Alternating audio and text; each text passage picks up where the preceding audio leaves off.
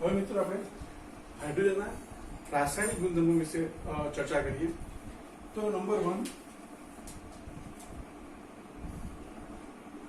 Hydrogen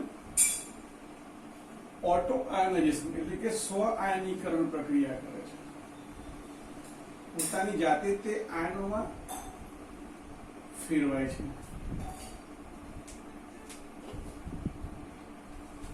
દાખલા તરીકે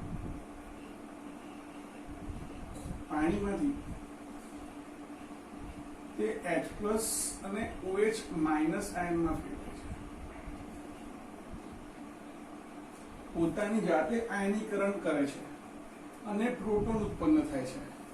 માટે આ પ્રક્રિયાને તો કે ઓટો પ્રોટોલિસિસ અથવા સ્વયં પ્રોટો વિભાજન પ્રક્રિયા તરીકે પણ ઓળખવામાં આવે છે. હવે આપણે જાણીએ છીએ કે H+ છે એ એટલું નાનું કદ ધરાવે છે કે તે સ્વતંત્ર રીતે અસ્તિત્વ ધરાવી શકતો નથી, એટલે તે પાણીના અણુ સાથે જોડાઈ જશે. એટલે આ પ્રક્રિયાને લખીએ તો આમ લખી શકીએ આપણે કે H2O લિક્વિડ નો એક અણુ H2 નો બીજો અણુ, તેમની વચ્ચે પ્રક્રિયા થાય તો જે એક H+ છે ધારો કે આની સાથે જોડાયો તો H3O+ બને. સાથે સાથે આ OH- જે છે એ તો એવું નહીં હોય, એનું તો કદ મોટું છે એટલે સ્વતંત્ર અસ્તિત્વ ધરાવે છે.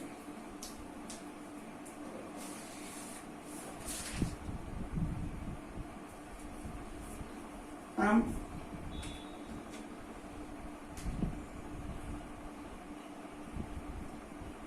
પાણી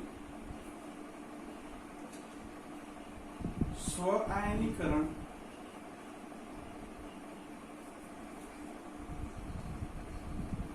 પ્રક્રિયા અનુભવે છે. આ પ્રક્રિયા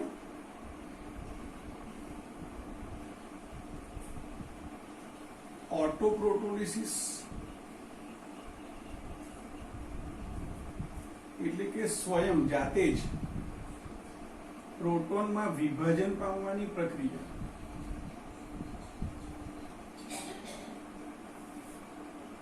તરીકે પણ ઓળખાય છે.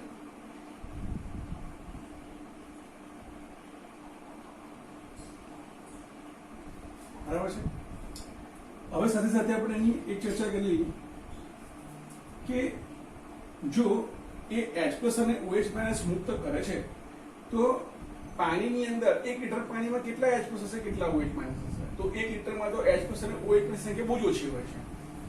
તો આપણે એમ કહી શકીએ કે 298 કેલ્વિન તાપમાને 298 કેલ્વિન તાપમાને H+ આયનની સાંદ્રતા તો કે પાણીમાં શુદ્ધ પાણીમાં 1.0 into 10⁻⁻7 મોલ પર લીટર હોય છે. એટલે એનો અર્થ એવો થયો, મોલારિટી મોલ પર લીટર કહેવાય. 1 લીટરમાં 0.000001 જેટલા H+ આયન હોય છે. બરાબર છે. અથવા એમ કહી શકાય કે 1 કરોડ લીટર પાણીની અંદર 1 મોલ H+ આયન હોય છે. અહીંયા તમે જુઓ H2 ની અંદર 1 H+ અને 1 OH- ઉત્પન્ન થાય છે. તો એનો અર્થ એવો થઈ ગયો ને કે OH- પણ કેટલા હશે, તો કે આટલા જ હશે. પણ બંનેને જોડે કમ્બાઈન લખો તો શું લખી શકાય, તો કે 298 કેલ્વિન તાપમાને 1 લીટર પાણીમાં રહેલા H+ આયન અને OH- આયન ની સાંદ્રતા 1.0 into 10⁻⁻7 મોલર હોય છે. બરાબર છે. તેથી તેમની pH અને pOH નું મૂલ્ય કેટલું જોવા મળે, 7. ક્યારે? 298 કેલ્વિન તાપમાને. તો એનો અર્થ એવો થયો કે પાણી કેવું છે, તટસ્થ દ્રાવક છે, તટસ્થ સ્વભાવ ધરાવે છે. ડાયરેક્ટ લખી દો તટસ્થ છે. રાઈટ. હવે આની અંદર એક એક્સ્ટ્રા પોઈન્ટ ઉમેરું છું, દાખલામાં બહુ કામ લાગશે એટલા માટે. 1 લીટર પાણીની સાંદ્રતા જણાવો. 1 લીટર શુદ્ધ પાણીની સાંદ્રતા કેટલી જોવા મળે? 1 લીટર પાણીની સાંદ્રતા તો મિત્રો આપણને ખબર છે કે 1 લિટર પાણી એટલે 1000 ml પાણી થાય, અને 1000 ml પાણી એટલે અહીંયા 1000 ગ્રામ પાણી થશે. કેમ આવું થયું? તો આપણને ખબર છે કે પાણીની ઘનતા D બરાબર 1 ગ્રામ પ્રતિ ml છે. બરાબર છે? તો પાણીની ઘનતા 1 બરાબર ગ્રામ પ્રતિ ml. તો એનો શું થયો? 1 ગ્રામ બરાબર 1 ml. તો 1000 ગ્રામે 1000 ml થાય. બરાબર છે? તો હવે મારે શું કરવું છે? મોલ શોધવા છે. હવે તમને અહીંયા દેખાશે નહીં નીચે.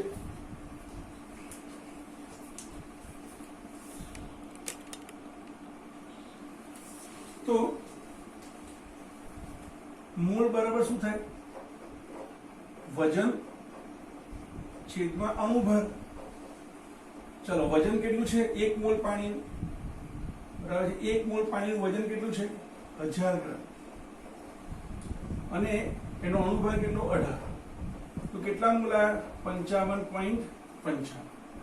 તો મોલારિટી કેટલી થઈ પાણીની? મોલારિટી બરાબર મોલ પર લિટર. એટલે કે 1 લિટર પાણી હોય તો એમાં કેટલા મોલ પાણી છે? 55.55 મોલ. તો સાંદ્રતા કેટલી થઈ મોલારિટીમાં? 55.55 મોલારિટી થઈ. આમ 1 મોલ પાણી 1 લિટર પાણીની સાંદ્રતા કેટલી થાય? 55.55. તમે આ નહીં અત્યારે લખો તો ચાલશે, પણ આ એક્ઝામ્પલ માટે અગત્યનું છે. બરાબર છે? તો રાસાયણિક પ્રક્રિયા સ્વાયની તંતુ સુધી લખવાની છે. આપણે એક્સ્ટ્રા સમજાવી દીધું અંદર સાથે સાથે. રાસાયણિક ગુણધર્મ નંબર 2 તો કે પાણી ઉભય ગુણધર્મી સ્વભાવ ધરાવે છે. ઉભય ગુણધર્મી સ્વભાવ ધરાવે છે. એટલે એનો બીજો મુદ્દો થઈ ગયો પાણીનો ઉભય ગુણધર્મી સ્વભાવ. અહીંયા તમે સમજી શકો છો. જો અહીંયા આ H2O જે છે, બરાબર છે, આ H2O છે એ H+ અને OH માઇનસ ઉત્પન્ન કરે છે. તો અહીંયાથી H+ ક્યાં ગયો? અહીંયા ગયો. બરાબર છે? તો H3O+ થઈ ગયો અને આ OH માઇનસ માં રૂપાંતર પામે. તો જે H+ મુક્ત કરે તે એસિડ અને જે H2 તો સ્વીકાર કરે એ બેઝ. આપણે લોરી બ્રોન્સ્ટેડ એસિડ બેઝ ભણી ગયા છે. બરાબર છે? અહીંયા જસ્ટ લખું છું કે ધારો કે અહીંયા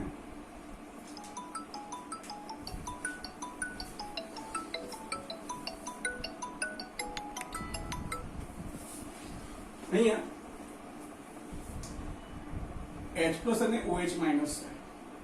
તો આ H+ મુક્ત કરે છે, આ સ્વીકારે છે, એટલે આ બેઝ થઈ ગયો, આ એસિડ થઈ ગયો. રાઈટ? તો પાણી એસિડ તરીકે પણ વર્તે છે અને પાણી બેઝ તરીકે પણ વર્તે છે. બરાબર છે? એટલે કે પાણી ઉભય ગુણધર્મી સ્વભાવ ધરાવે છે. આપણે અહીંયા એક્ઝામ્પલ દ્વારા સમજીએ. આપણે તો શું કહે છે? ધારો કે મારી પાસે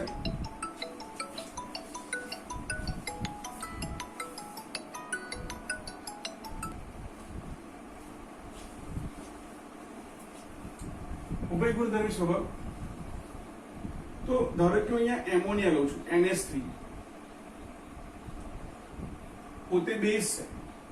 જ્યારે હું પાણીમાં નાખું છું, બરાબર છે, ત્યારે શું થાય છે?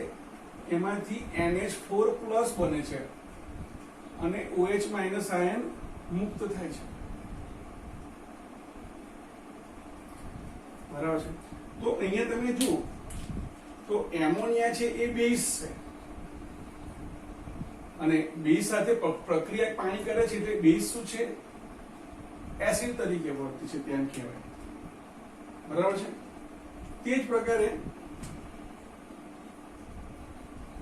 આપણે હાઇડ્રોજન સલ્ફાઇડ લઈએ, H2SO, સડેલા ઈંડા જેવી ખરાબ વાસ આપે. આ H2S તમે પાણીમાં નાખો છો ત્યારે એમાં પ્રક્રિયા થાય છે, ત્યારે આમાંથી એક H+ મુક્ત થાય છે એટલે પોતે HS- માં ફેરવાય છે અને અહીંયા H3O+ બને છે. આ પ્રક્રિયા ફરી પાછી થાય છે આગળ. એટલે હવે આ HS- પાછા પાણીના બીજાણુ સાથે પ્રક્રિયા કરે અને એમાંથી તો કે ફરી H+ આયન મુક્ત થાય અને H3O+ આયન બને છે. આખી પ્રક્રિયાનું ટોટલ કરીએ તો શું થઈ ગયું? H2S વત્તા 2H2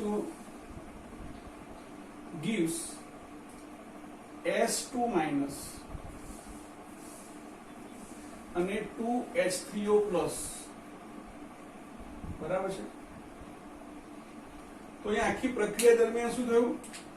તો કે H2S છે 2H+ મુક્ત કર્યા એટલે આ શું થઈ ગયો? આપણો એસિડ થઈ ગયો.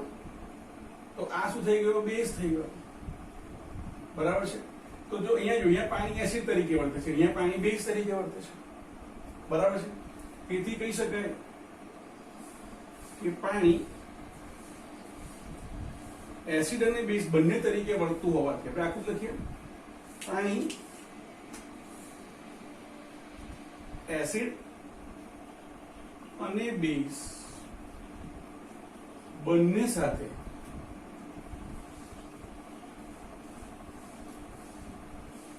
પ્રક્રિયા કરતું હોવાથી તે ઉભય ગુણધર્મી સ્વભાવ ધરાવે છે.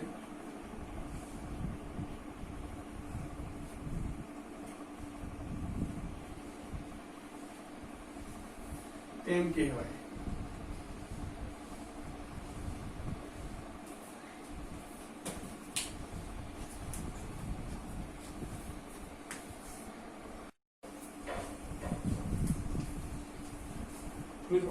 નંબર 3, પાણી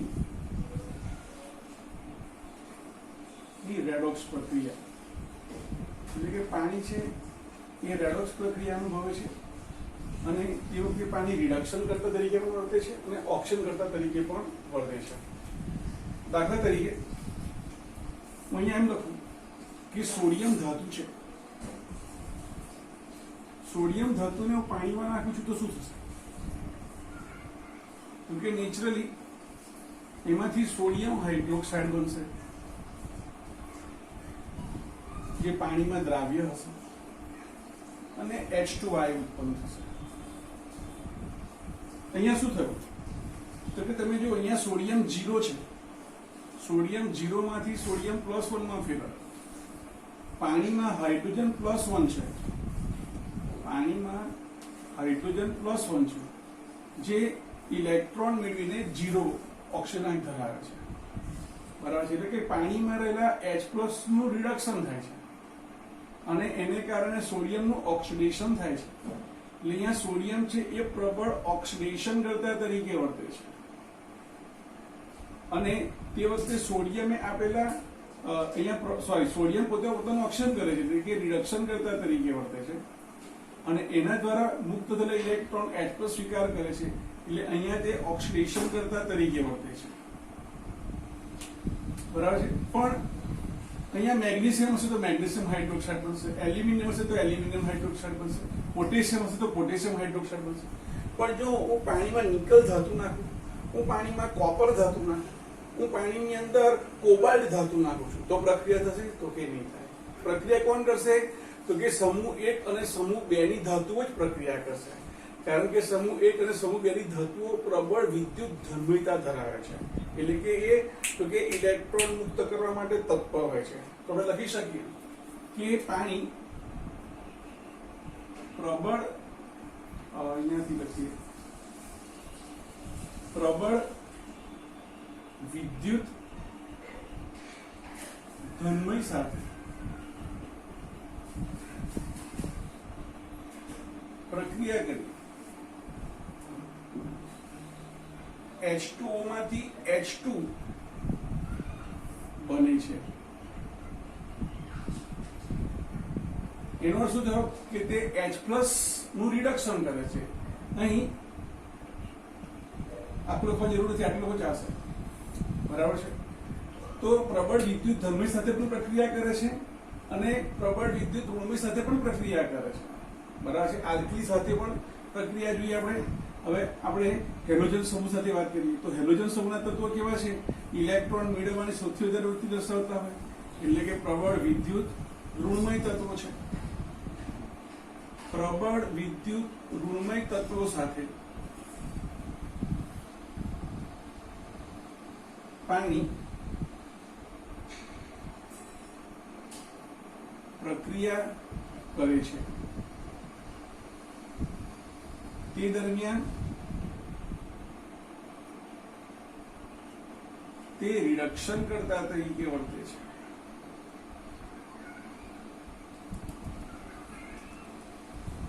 રિડક્શન કરતા તરીકે વર્તે છે અને O2 વાયુ મુક્ત કરે છે.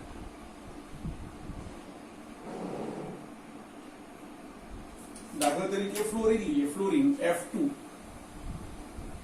જ્યારે ફ્લોરિન વાયુને પાણીમાં ઉમેરવામાં આવે છે ત્યારે તેમાંથી HF બને છે અને O2 વાયુ ઉત્પન્ન થાય છે. તો અહીંયા આપણે બેલેન્સ કરીએ તો અહીંયા 2 H છે, અહીંયા O2 એટલે 2 ઓક્સિજન છે, એટલે 1/2 O2 લખવું પડે કે એક જ ઓક્સિજન છે. તો આખા સમીકરણને 2 વડે ગુણ્યા તો 2F2 બરાબર 2H2 તો 4H અને 4F એટલે 4HF થઈ ગયો. અહીંયા મિત્રો તમે જુઓ તો ફ્લોરિન મુક્ત અવસ્થામાં ઓક્સિજન 0, ઓક્સિજનનો અહીંયા -2, અહીંયા ઓક્સિજન 0 અને અહીંયા ફ્લોરિન -1.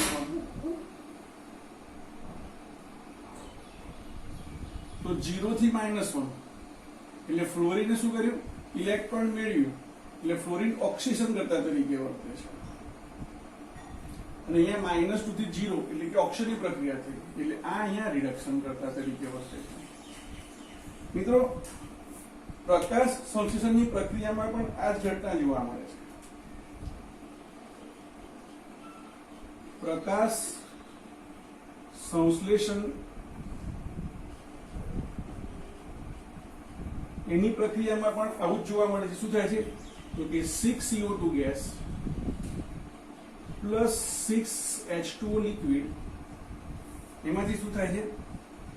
તો કે C6H12O6 બરાબર છે, ગ્લુકોઝ બને છે અને 6O2 ગેસ ઉત્પન્ન થાય છે. તો અહીંયા પણ O2 વાયુ મુક્ત થાય છે. આમ પાણી એ ઓક્સિજન કરતા અને રિડક્શન કરતા એમ બંને તરીકે વર્તે છે. નંબર 4, રાસાયણિક ગુણધર્મની અંદર પાણીનો ગુણધર્મ નંબર 4, પાણી હાઇડ્રોલિસિસ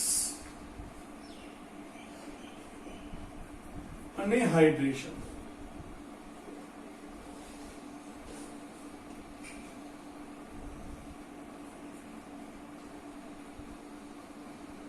પ્રક્રિયાઓ કરે છે. પાણી એ હાઇડ્રોલિસિસ પ્રક્રિયા પણ કરે છે અને હાઇડ્રેશનની પ્રક્રિયા પણ કરે છે. હાઇડ્રોલિસિસનો અર્થ થાય જળ વિભાજન, જળ પાણી દ્વારા વિભાજન થવું, અને હાઇડ્રેશનનો અર્થ થાય પાણીમાં દ્રાવ્ય થઈ જવું, જલીયકરણની પ્રક્રિયા. પહેલા તો મિત્રો એનો રાસાયણિક ગુણધર્મનો અભ્યાસ કરીએ પહેલા આપણે તો કે આ બંને શું કહેવા માંગે છે ને એને સમજી લઈએ આપણે. તો અહીંયા હું લખું છું એક બાજુ હાઇડ્રોલિસિસ,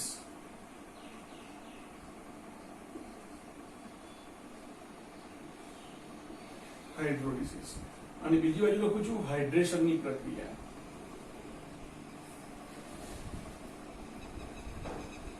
ગુજરાતીમાં હાઇડ્રેશન એટલે શું? જલીયકરણ. અને અહીંયા હાઇડ્રોલિસિસ નો અર્થ શું થાય? જળ વિભાજન,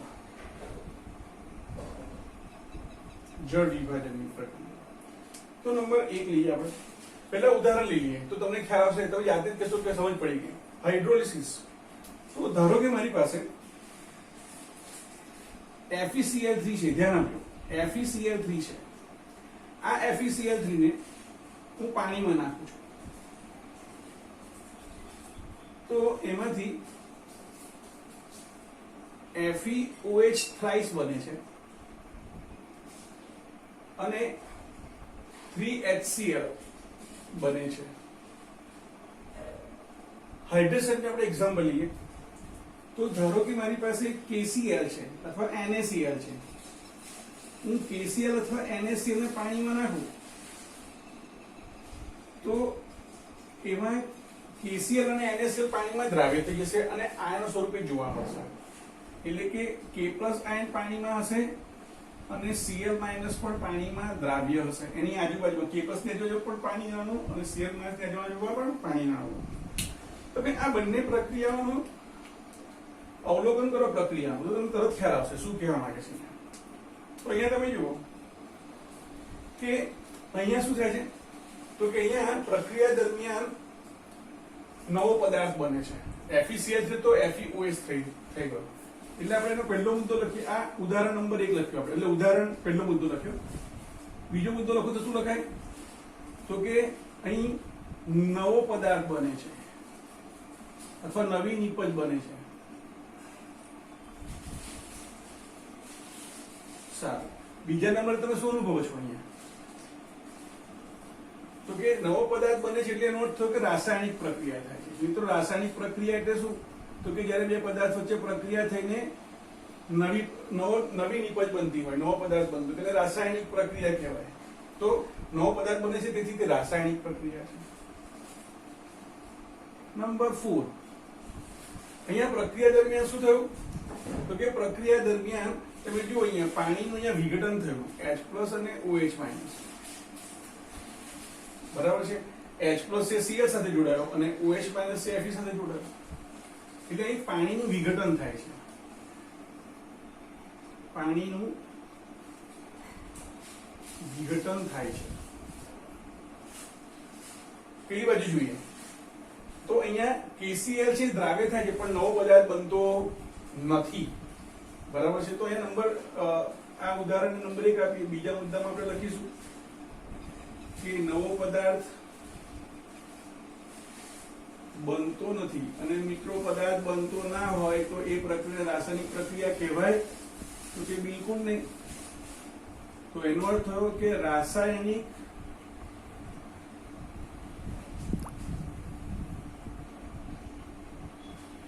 પ્રક્રિયા નથી. બરાબર છે. અહીંયા પાણીનું વિઘટન થાય છે તો કે ના પાણીનું વિઘટન થતું નથી પરંતુ પદાર્થ પાણીમાં દ્રાવ્ય થાય છે. બીજી પણ શક્યતા છે કે પાણીના અણુ સ્ફટિક રચનામાં ભાગ લે છે અને આવા સ્ફટિકને શું કહેવાય સ્ફટિક જળ કહેવાય. દાખલા તરીકે CuSO4 છે તો એના ઘન સ્વરૂપમાં જ તો કે પાણીના અણુઓ જોડાયેલા જોવા મળે છે. બરાબર છે. તો આ તફાવત તમારે રાસાયણિક ગુણધર્મો લખવાનો નથી પણ તમને જળ વિભાજનની પ્રક્રિયા ખ્યાલ આવે અને જળીયકરણની પ્રક્રિયા ખ્યાલ આવે એટલા માટે લખવાનું. તો અહીંયા આપણે જોઈએ પહેલા આપણે હાઇડ્રોલિસિસની પ્રક્રિયા જોઈએ. જળ વિભાજન પાણી જળ વિભાજન પ્રક્રિયા આપે છે.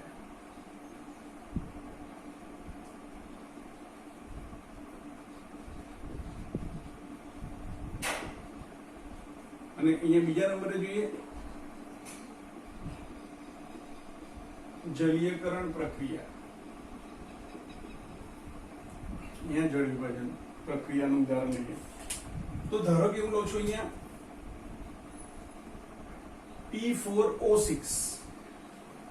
P4O6 સોલિડ છે પાણીમાં નાખ્યો આપણે તો એમાંથી પ્રક્રિયા થઈને H3PO3 જેને કહેવાય ફોસ્ફોરસ એસિડ કહીશું આપણે. તે જ પ્રકારે P4O10 લઈએ ફોસ્ફરસ પેન્ટોક્સાઇડ લઈએ. તમે કહો સાહેબ અહીંયા 10 છે તો કોઈ ડેકોક્સાઇડ ના કહેવાય, અહીંયા 6 છે તો હેક્સોક્સાઇડ ના કહેવાય? તો કે ના, આ વાસ્તવમાં P4O6 એ P2O3 ના બે અણુઓના જોડાવાથી બને છે. બરાબર.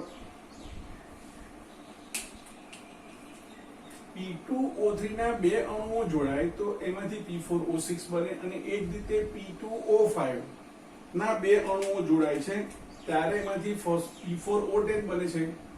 વાસ્તવમાં તો એ શું કહેશું આપણે તો કે પેન્ટોક્સાઇડ તરીકે ઓળખીએ છીએ, બરાબર છે. ટ્રાયોક્સાઇડ અને પેન્ટોક્સાઇડ તરીકે ઓળખવામાં આવે છે. તો અહીંયા પ્રક્રિયાને પૂરી કરીએ તો P4O10 જ્યારે હોય ત્યારે અહીંયા H3PO4 બનશે, બરાબર છે. અહીંયા 4 ફોસ્ફરસ છે તો અહીંયા મારે 4 લખવા પડશે, બરાબર છે. 4 તારી 12, 4 તારીને 12, અહીંયા 6 લેવા પડશે, અહીંયા પણ 6 લેવા પડશે, 4 તારી 12. બીજું એક્ઝામ્પલ લઈએ આપણે જળ વિભાજનની પ્રક્રિયાનું. તો કે આ લીધું એ લઈએ ઉદાહરણ FeCl3 નું. FeCl3 છે, પાણીમાં ઉમેરીએ છીએ તો પ્રક્રિયા થઈને એમાંથી FeOH થ્રાઇસ બને છે અને 3HCl બને છે. સારું, હવે હાઇડ્રેશનની પ્રક્રિયાની પણ એક એક્ઝામ્પલ આપી દઈએ. જલીયકરણ પ્રક્રિયા.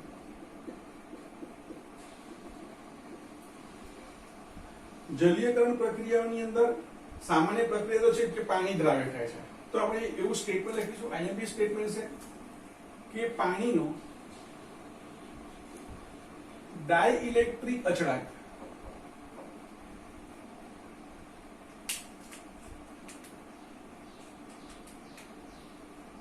પાણીનો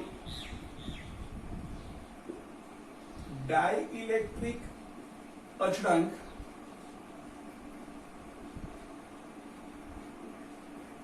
વધુ હોવાથી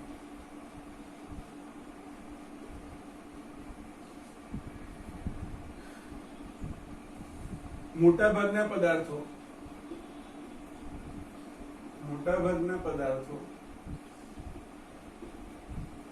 પાણીમાં દ્રાવ્ય થાય છે.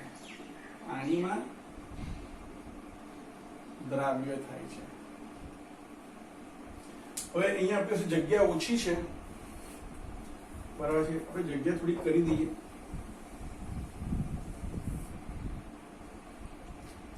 તો અહીંયા આપણે બે પ્રકારના ઉદાહરણોનો અભ્યાસ કરીએ. સ્ફટિક જળ. સ્ફટિક જળ એટલે શું? તો કે કોઈ પણ પદાર્થ પાણીની અંદર એનું સંતૃપ્ત જલીય દ્રાવણમાં છે અને એમાંથી સ્ફટિકીકરણ પામે છે અને એ દરમિયાન પાણીના અણુઓ પણ તે સ્ફટિકના ઘન સ્વરૂપમાં જોડાય છે. તો તે વખતે જે પદાર્થ બને છે, જે સ્ફટિક બને છે, ને સ્ફટિક જળ કહેવાય. તો સામાન્ય રીતે કોપર સલ્ફેટ છે, એ કોપર સલ્ફેટની સાથે પાણીના એક કોપર સલ્ફેટની સાથે પાણીના તો કે 5 અણુઓ તે ઘન સ્ફટિકમાં જોડાયેલા હોય છે. તે જ પ્રકારે FeSO4 હોય તો FeSO4 સાથે પાણીના 6 અણુઓ જોડાયેલા છે. આ રીતે. બીજી વાત કરીએ તો સંકીર્ણ સંયોજનોની અંદર સંકીર્ણ ક્ષાર.